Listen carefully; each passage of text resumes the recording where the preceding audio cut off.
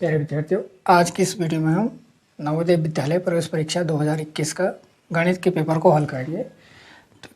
प्रश्न है, एक विद्यालय में 3/5 बच्चे लड़के हैं तथा लड़कियों की संख्या 800 है, तो लड़कों की संख्या क्या है? इसका हल देखिए।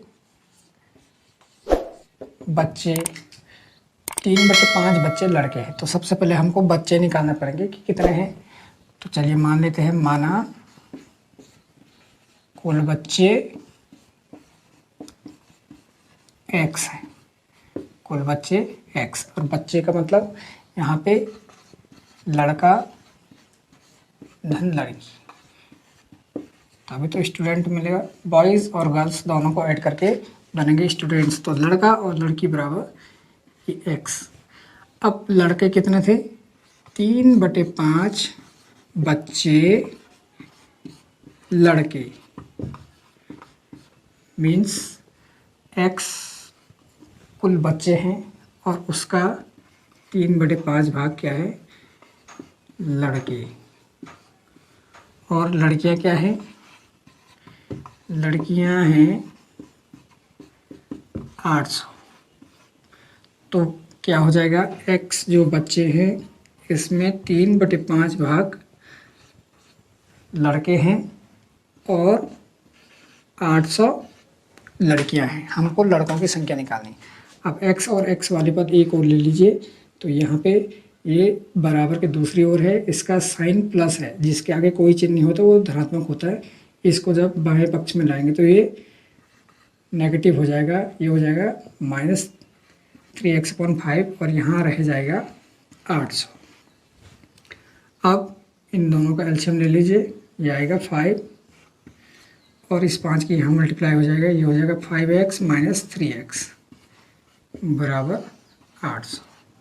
तो यहाँ पे क्या हो जाएगा? 5x में से 3x घटाओ, बचेगा 2x। 2x/5 इजिकल हो जाएगा 800 और यहाँ पे 2x बराबर क्रॉस मल्टीप्लाई वज्र गुणन, इस 5 का यहाँ गुणा हो जाएगा 800 × 5, ये हो जाएगा 4000।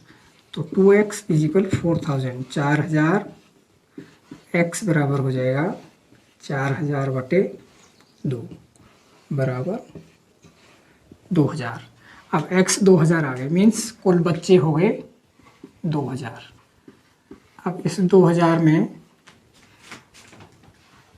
3/5 किसका? x का 3/5 लड़के हैं, तो काट लो इसको।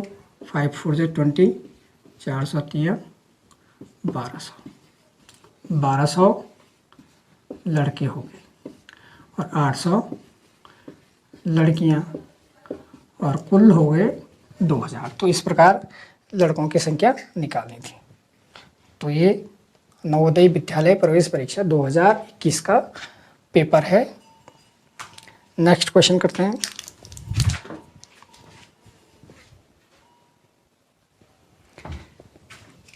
एक वस्तु 7,500 रुपये में खरीदी जाती है और 8,400 रुपये में बेची जाती है, तो लाभ प्रतिशत क्या है? अब यहाँ पे इसका हल देख लीजिए। जिस मूल्य पर कोई वस्तु खरीदी जाती है उसका क्रय मूल्य होता है। तो क्रय मूल्य क्या है? क्रय मूल्य है 7,500 रुपये, और जितने रुपये में बेची जाती है वो विक्रय मूल्य होता है। विक्रय मूल्य हो गया 8,400 रुपये। तो यहाँ पे कम रुपये में खरीदी गई वस्तु और ज़्यादा रुपये में बेची जा रही है, तो लाभ होगा। और लाभ क्या होगा? विक्रय मूल्य माइनस क्रय मूल्य। तो विक्रय मूल्य कितना है? रुपये 8,400 और क्रय मूल्य है 7,500। तो कितने का फ़ायदा हुआ? 900 रुपये का। 900 रुपये का लाभ हो गया। अब निकालना है लाभ प्रतिशत। तो लाभ प्रतिशत बराबर होता है लाभ गुणा 100/क्रय मूल्य। तो ये हो जाएगा लाभ प्रतिशत कितना हो गया? लाभ 900 रुपये का गुणा 100 बट्टे क्रय मूल्य कितना था 7,500। तो यहाँ से 0 से 0 कैंसिल, 15 से कटेंगे और ये आ जाएगा 12। तो 12% लाभ प्रतिशत आया 12%। कितना प्रतिशत 12। तो ये था क्रय मूल्य 7,500, विक्रय मूल्य 8,400, लाभ बराबर विक्रय मूल्य ऋण क्रय मूल्य। तो लाभ आया 900 रुपये, लाभ प्रतिशत हो जाएगा 900 गुणा 100 बटे क्रय मूल्य। इसके बाद नेक्स्ट क्वेश्चन,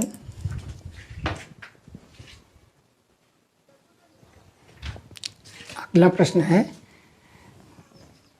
154 गुणा 18 बराबर 2,772। तो 27.72 डिवाइडेड बाई 1.8 का मान क्या होगा। तो यहाँ पे देखिए आप 154 गुणा 18 बराबर 2,772। तो हम यहाँ पे क्या लिख सकते हैं 154 बराबर हो जाएगा 2,772 बटे 18, 2,772 बटे 18। और हमको क्या निकालना है, किसकी वैल्यू निकालनी है 27.72 डिवाइडेड बाई 1.8। तो यहाँ पे हमको पॉइंट हटाने के लिए हम क्या करते हैं 100 से ऊपर नीचे मल्टीप्लाई कर देते हैं, गुणा कर देते हैं। तो ये हो जाएगा 2772.00 हो जाएगा और ये हो जाएगा, और दशमलव का यहाँ नीचे एक स्थान था। तो ये हो गया आपका 2772 बटे 180। तो यहाँ पे देख लीजिए इसका मान कितना था 2772 बटे 18 का मान था 154। तो यहाँ पे एक जीरो और आ जाएगा, तो यहाँ पे दशमलव का हो जाएगा एक स्थान, ये हो जाएगा 15.4 आपका आंसर हो जाएगा। कैसे, इसको हम ऐसे लिख सकते हैं 2772/180 इंटू 10, और इतने का मान क्या दे रखा आपको, इतने का मान है 154। इसमें 10 का भाग दे दो तो ये आएगा 15.4। अगला प्रश्न,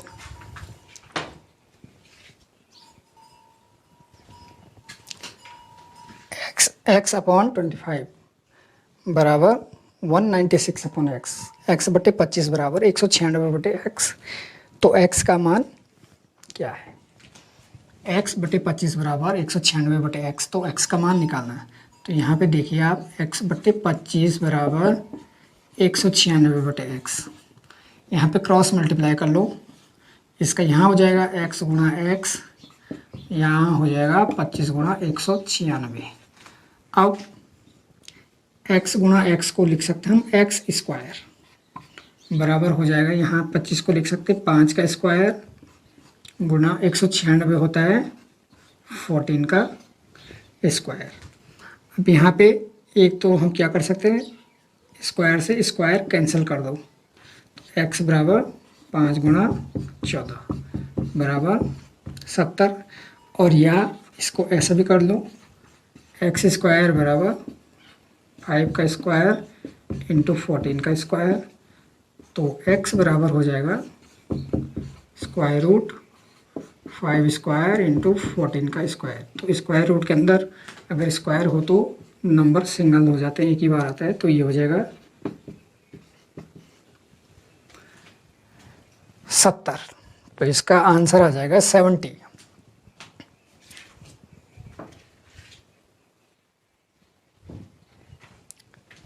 प्रश्न, एक धनराशि 16 वर्ष में साधारण ब्याज से दोगुनी हो जाती है, तो वार्षिक दर होगी। अब यहाँ पे पहले धनराशि मानना पड़ेगा, या तो x मान लो और या 100 मान लो।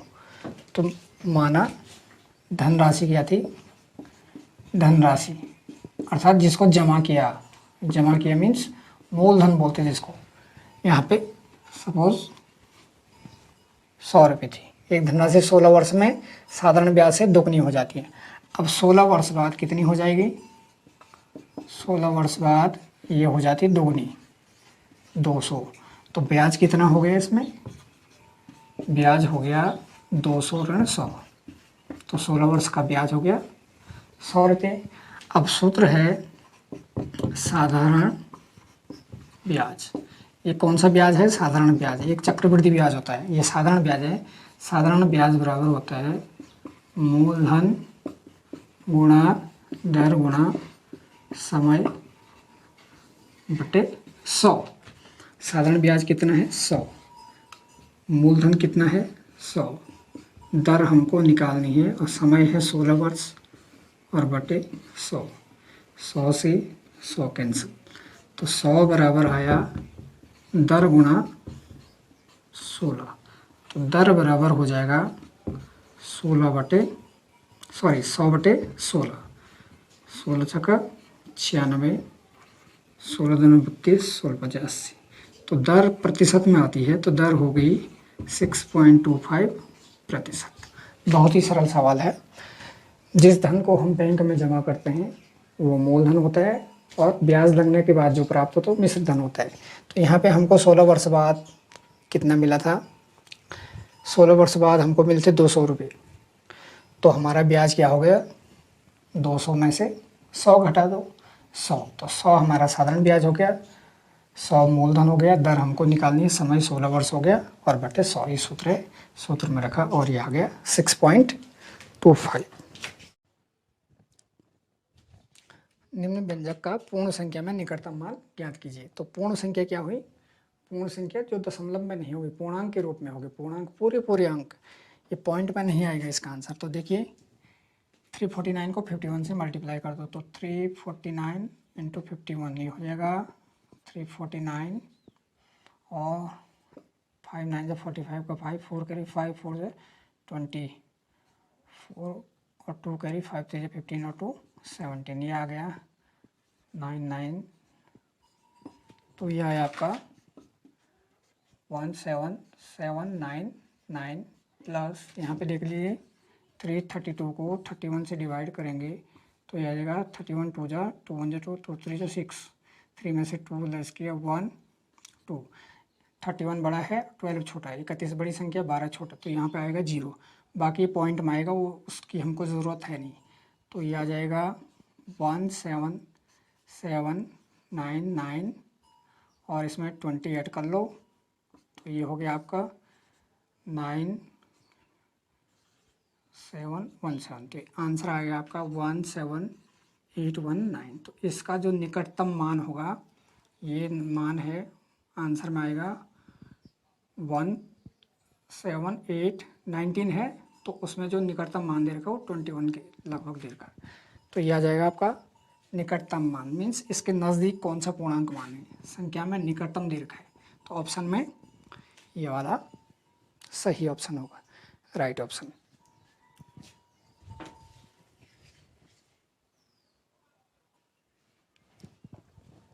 नेक्स्ट क्वेश्चन है, एक क्रिकेट खिलाड़ी की 24 पारियों में रनों का औसत 28 है और 25वीं पारी में कितना रन बनाए कि उसका औसत 29 हो जाए। बहुत ही सरल सवाल है। यहाँ पे औसत बराबर क्या होता है?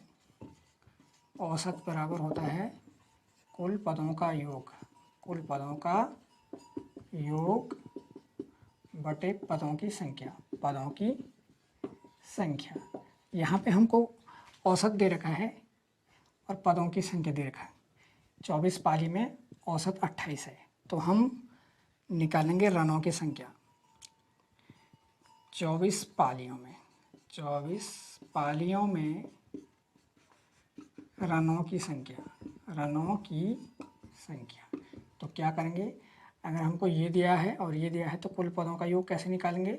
पदों की संख्या को औसत से गुणा कर देंगे, तो ये हो जाएगा औसत गुणा पारी। अब औसत कितना है? औसत है 28 और पाली है 24, तो ये हो जाएगा 4 8 32 का 2 और 4 9 8 3 11,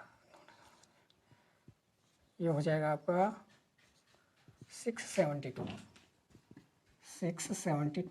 इसी प्रकार क्या है 25वीं पाली और उसकी 25वीं पारी और औसत कितना है 29, तो 25वीं पारी में रन बराबर हो जाएगा 25 गुणा 29। तो ये हो जाएगा 29 गुणा 25। 5 9 45 5 5 10 4 14 दोनों उठा। ये हो जाएगा आपका 5 और 725। कितना आया? 725। कुल मिला के औसत और पाली को गुणा करना है दोनों में।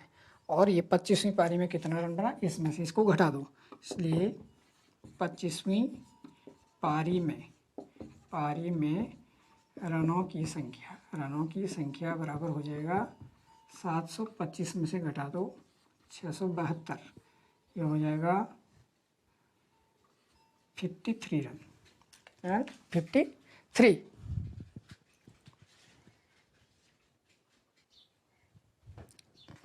अगला प्रश्न है, एक मैच आधा घंटा चलता है और मैच के समय का 1/10 भाग टाइम आउट लिया जाता है। यह टाइम आउट कितने मिनट का होता है? आधा घंटा मैच चलता है, आधा घंटा मतलब 30 मिनट चलता है, 30 मिनट। और मैच के समय का 1/10 भाग टाइम आउट बराबर मैच के समय का मीन्स गुणा 1/10 भाग 1/10 भाग 30 मिनट का 1/10 तो कितने मिनट हो जाएगा? 10 3 10 3 30, 3 मिनट। तो यह टाइम आउट हो जाएगा कितने मिनट का? 3 मिनट का।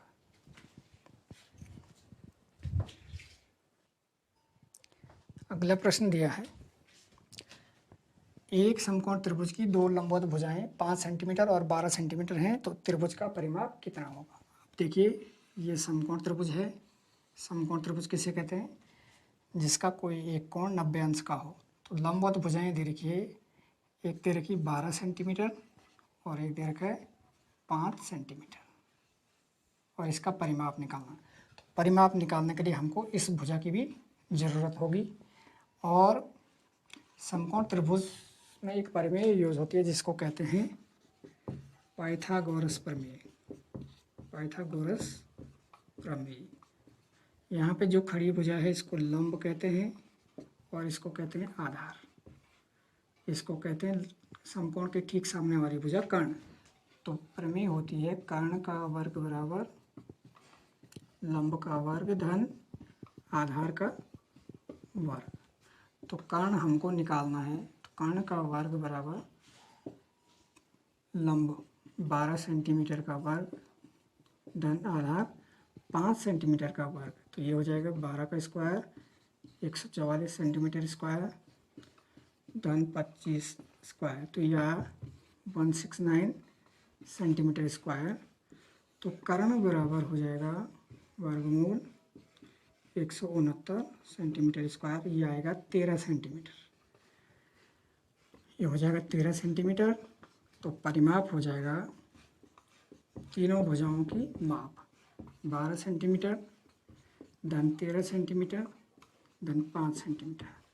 तो ये आ जाएगा 12 13 25 5 30 सेंटीमीटर।